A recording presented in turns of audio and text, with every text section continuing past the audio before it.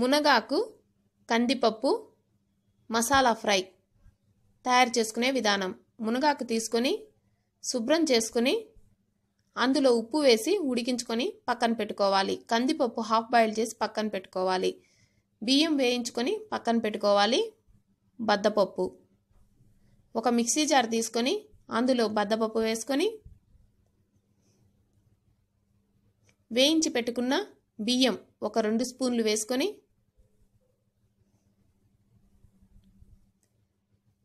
కారంకి సరిపడా ఎండుమిరపకాయలు వేసుకొని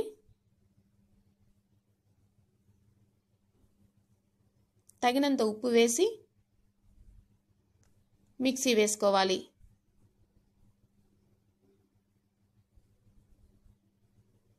చూడండి, ఈ విధంగా మిక్సీ వేసుకోవాలి. తర్వాత అందులో వెల్లుల్లి రెబ్బలు ఒక 6 వేసుకొని వేయించి పెట్టుకున్న వేరుశనగ పప్పు వేసుకొని మరలా ఒకసారి మిక్సీ వేసుకోవాలి.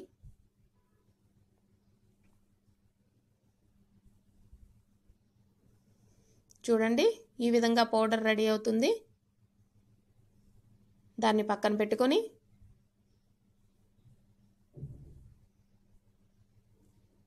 స్టవ్ వెలిగించి కడాయి పెట్టుకొని అందులో ఒక 2 స్పూన్ల ఆయిల్ వేసుకోవాలి.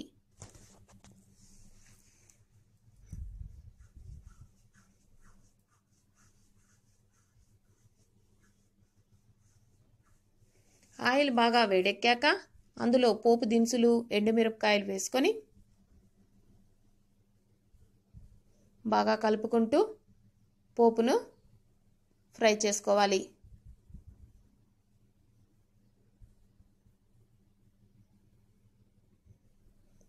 అది కాస్త ఫ్రై అయ్యాక అందులో కొంచెం పసుపు వేసి పసుపు పచ్చివాసన పోయేంత వరకు ఫ్రై చేసుకోవాలి. ఇప్పుడు అందులో కరివేపాకు కూడా వేసి కొంచెం సేపు కలుపుకుంటూ ఫ్రై చేసుకోవాలి.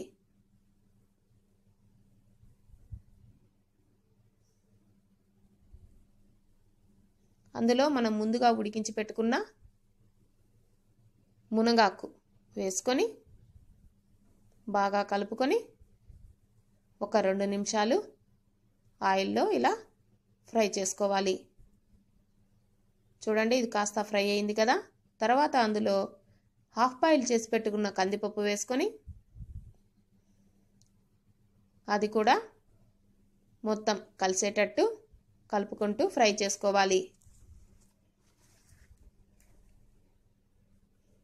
తర్వాత అందులో మనం ముందుగా తయారు చేసుకున్నాం కదా మసాలా, అది వేసుకొని బాగా కలిసేటట్టు కలుపుకొని